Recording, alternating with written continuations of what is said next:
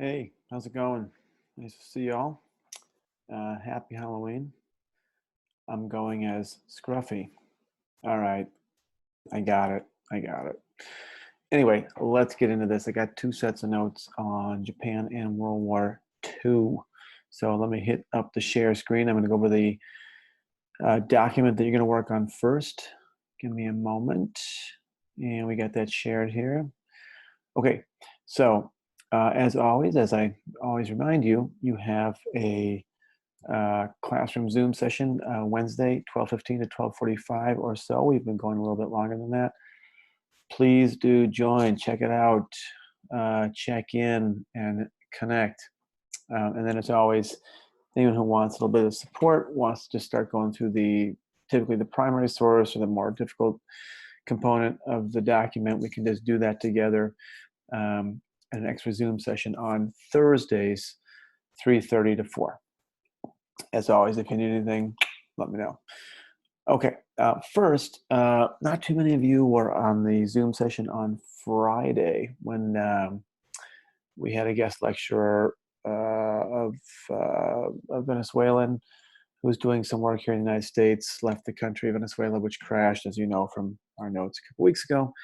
That's about a 30-minute, a little bit less than that, discussion. So just choose any three of those. You can watch the video. Let me see if I can get my little drawing device here. Yeah, let's see here. Draw, spotlight. That's what I want.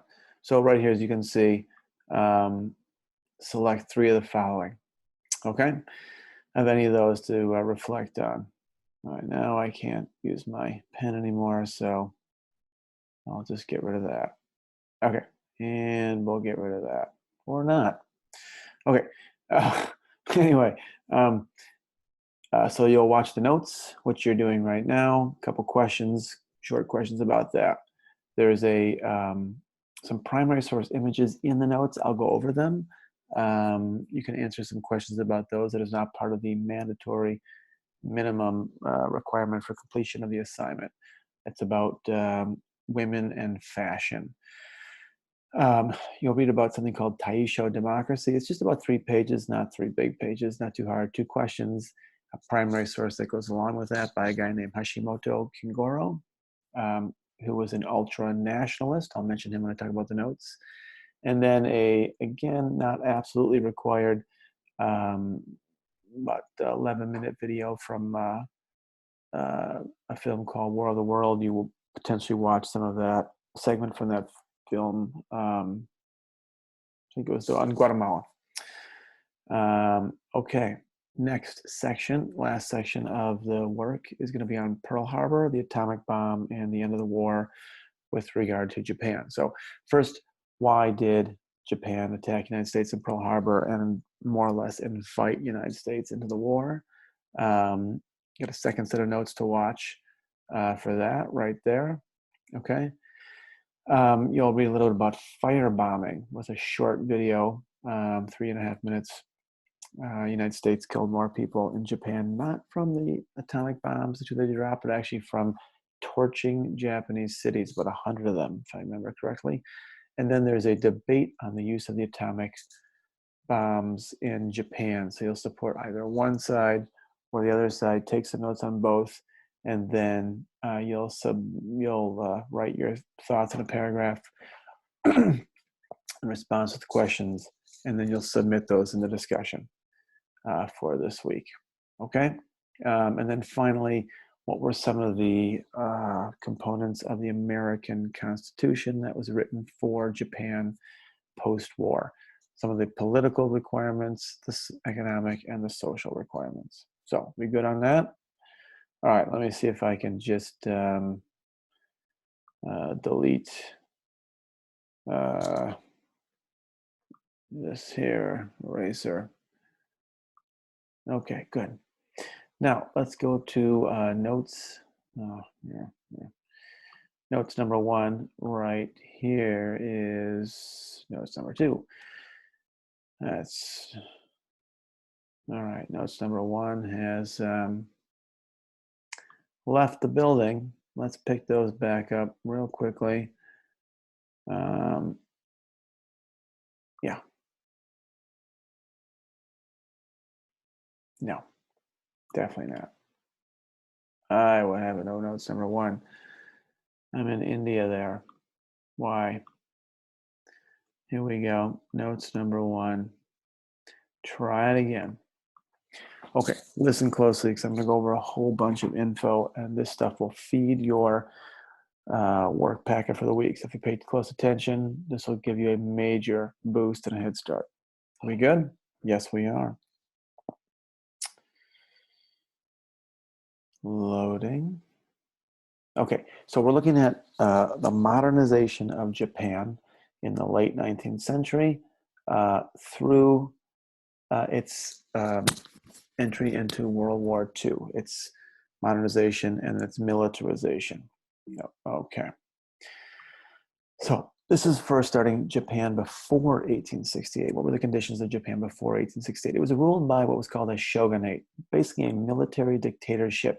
It was all about loyalty, honor, the Bushido or samurai code. So in other words, it was getting people to think about their relationship to others and less about their economic development. It was really about power and control in a feudal military, sort of old world medieval way. Which you might recall from studying history in ninth grade. The Middle Ages of Europe was not a time of economic prosperity, rather it was a time of local personal relationships, honor, loyalty in exchange for military protection, rather than economic and geographic connections across space. Okay. At that time, the emperor, there was an emperor of Japan, had very little power. He was really considered a religious figure, a descendant of the gods. So the national military was weak. Really, again, the power was in these feudal lords, about hundreds of them, located around Japan. They each kind of controlled their provinces, and that's really where the power was. That's going to switch after 1868. All right. And as I mentioned, this is not a modern economy. Europe at the time was industrializing, building large scale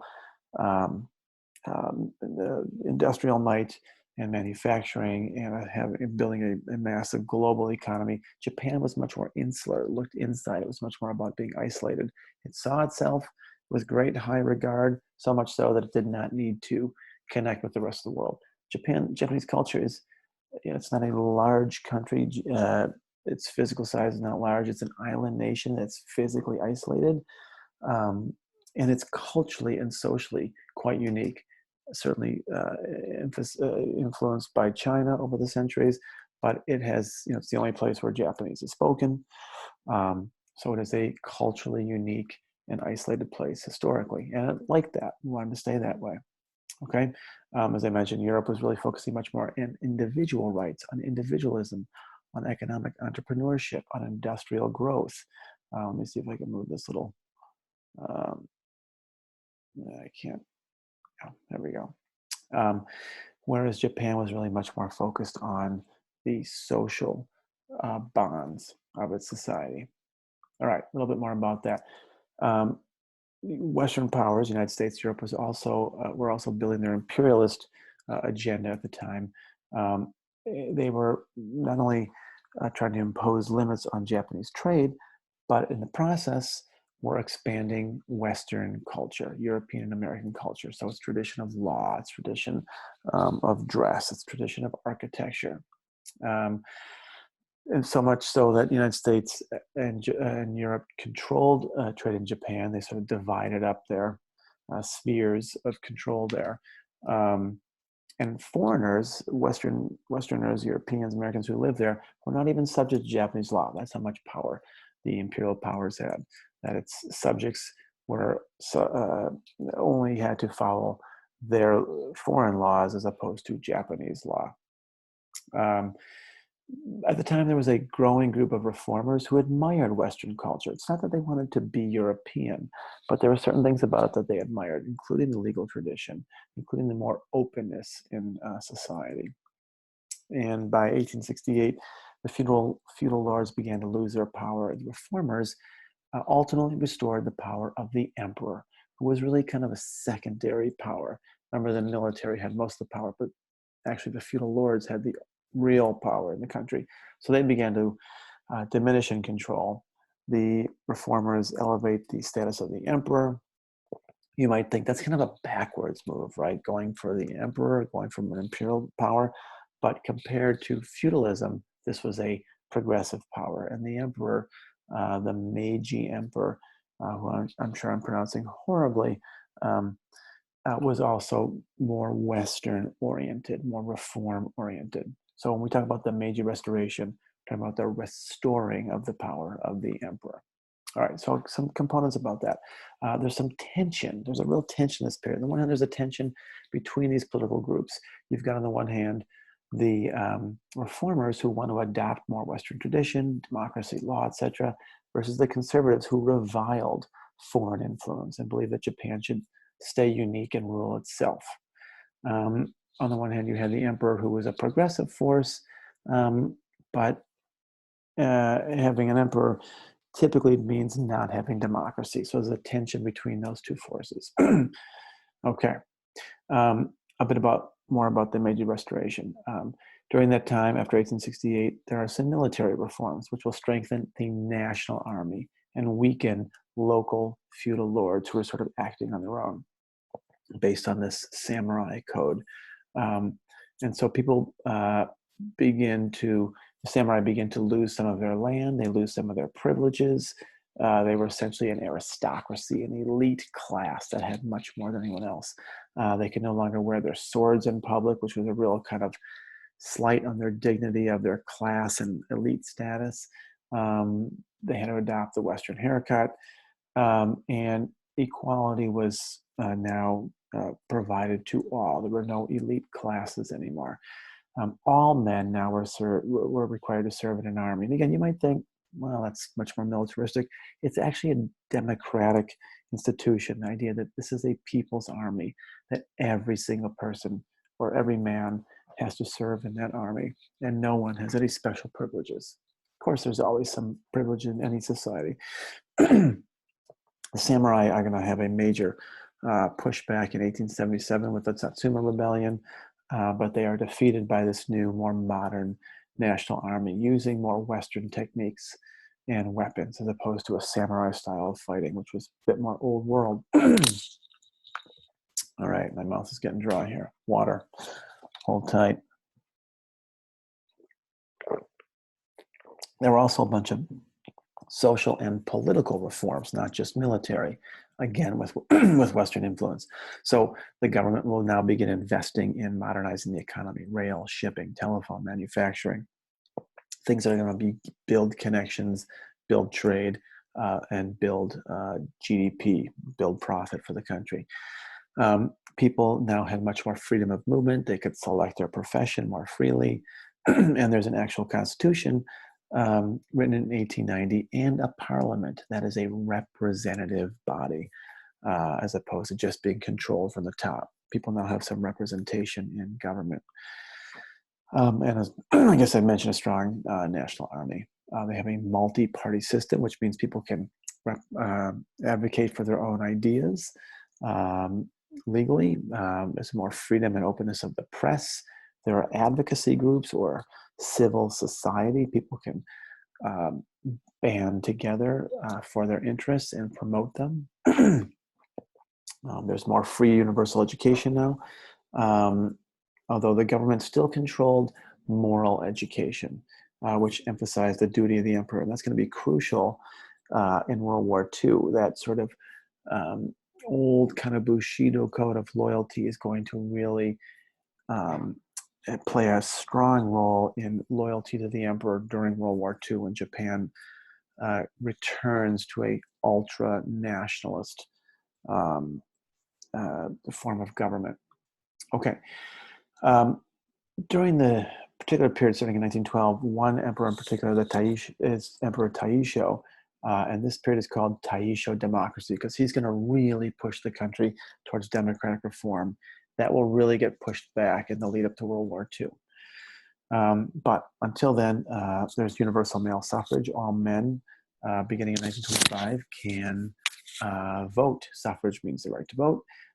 There's greater prosperity, although it's not evenly distributed. So you begin to see more economic inequality, which will cause tension in Japan and resentment. But consumers, at least middle and upper class people, can begin to purchase more goods.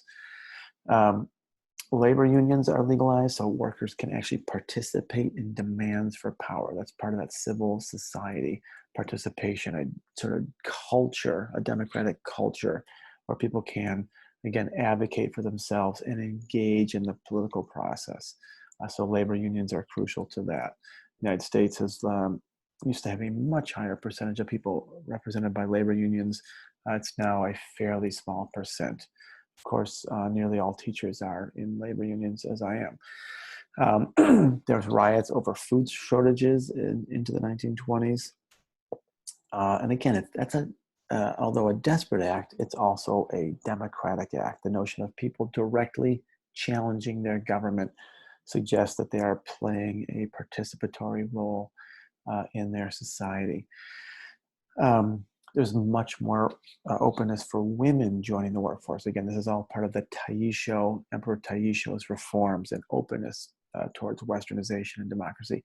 So women can now they begin to advocate for their right to vote. They don't get it until after World War II, but women are increasingly being activated into civil society or civil participation.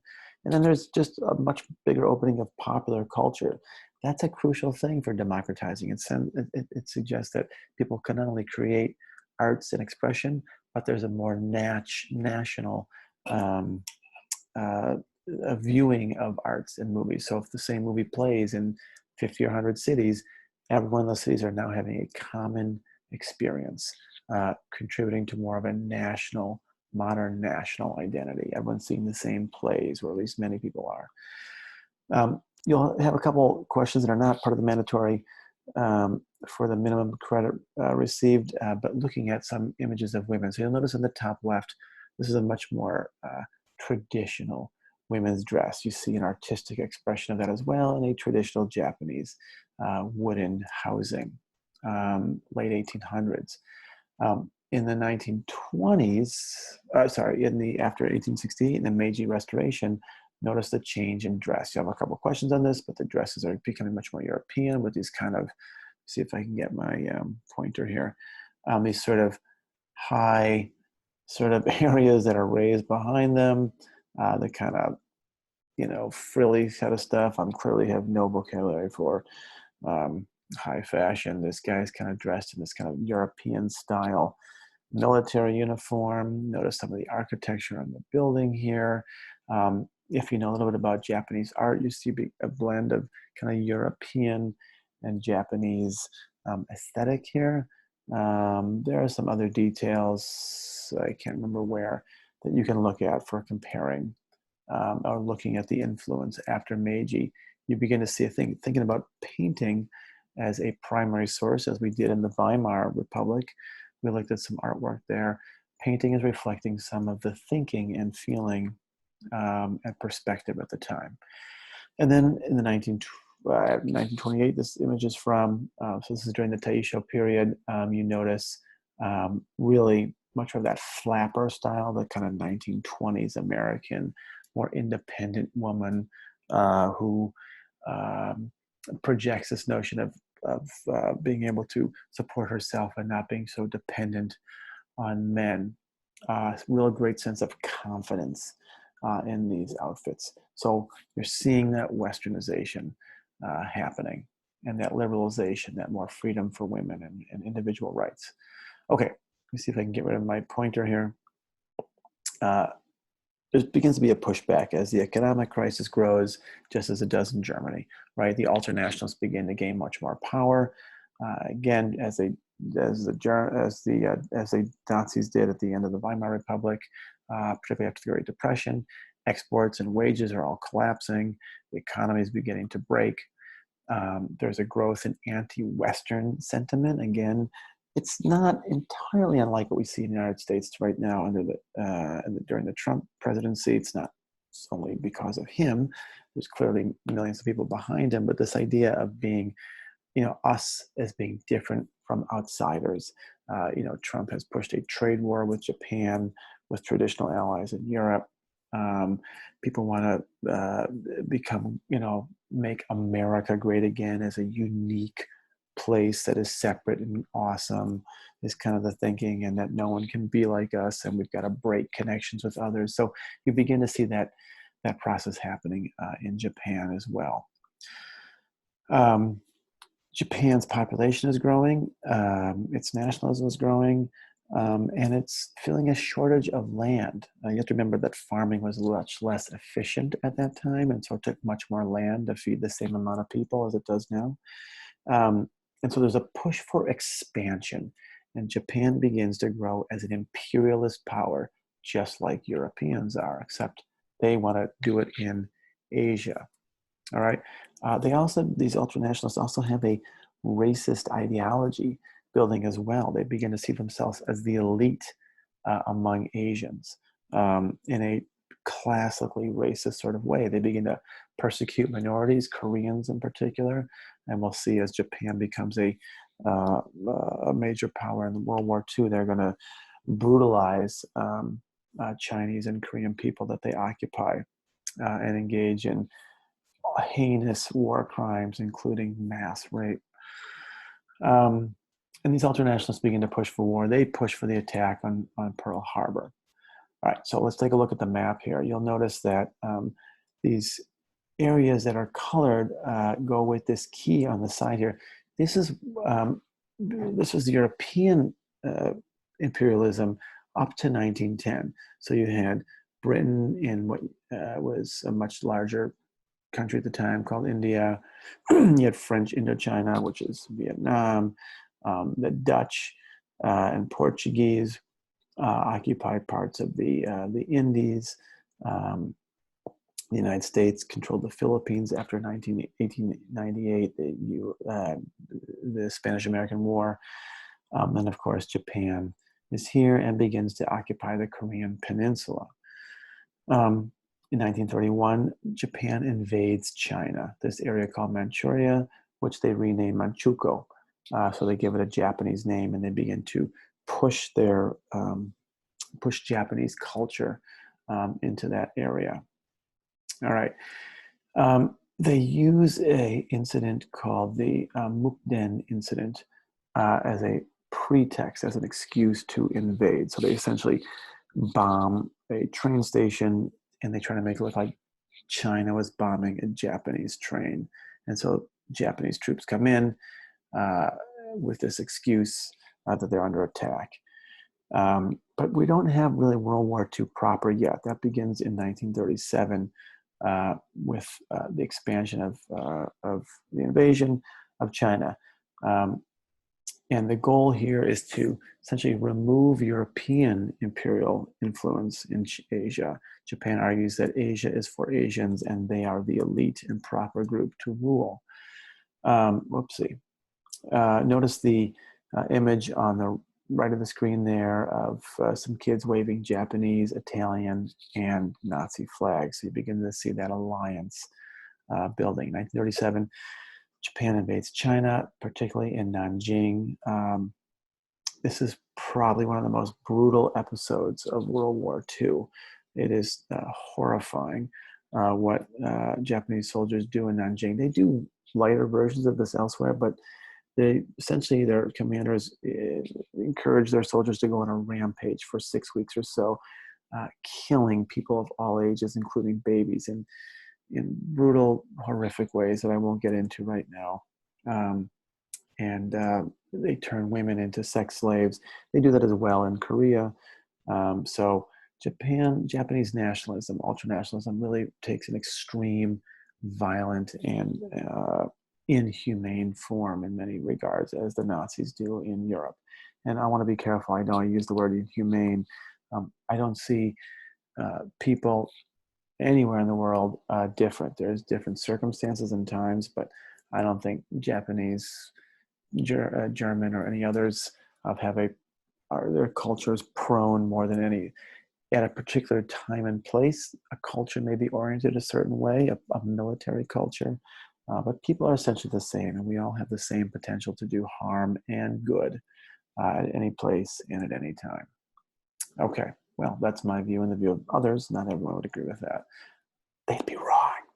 Um, the, um, the alliance builds now the Axis powers of Japan, Germany, and Italy. Um, Japan and Japan and Nazi Germany have a common interest in weakening and dividing the Soviet Union. That's their sort of ultimate plan, which they never achieve. Um, Japan and the Soviet Union or Russia had gone to war against each other twice in the previous decades. So Japan has a definite desire to weaken the Soviet Union and make that part of its imperial empire. Remember, the eastern edge of the Soviet Union is Asia and borders up against Japan or nearby Japan. But in any case, Japan begins to push against the French and the Dutch colonies in South Asia as well. So that by the 1930s, Japan has actually taken over these areas in red, several territories. If we were going to look at Hawaii, it would be just off to the right of the map there, way deep out in the Pacific Ocean. But all these island nations are Japan projecting its power across the Pacific to the west and, sorry, to the east and to the west into China. So here's Manchukuo or Manchuria, and then here's Beijing, or what was called Peking at the time. Japan is beginning to take over these, where's my pointer? Beginning to take over these territories along the coast. Again, making this kind of racist argument of superiority, that they need more room. Remember Lebensraum, the German argument that Germans needed more space for Germans, and they had to push others out to do that. Okay, let's get, you can see now the map has changed by the 30s, and Japan has begun taking over even for a little while there what becomes Vietnam. After the war, the French will reclaim Vietnam. They finally give up after the Vietnamese resistance goes on forever. And about 1965, the United States essentially takes over the imperial rule of Japan. And by 1968, it has escalated its war against Vietnam. I said Japan. It has escalated its war against Vietnam in the Vietnam War. Okay, that's the end of part one. Let's see if I can get my Zoom situation back somewhere. Well, anyway, I'll see you on set of slides number 2.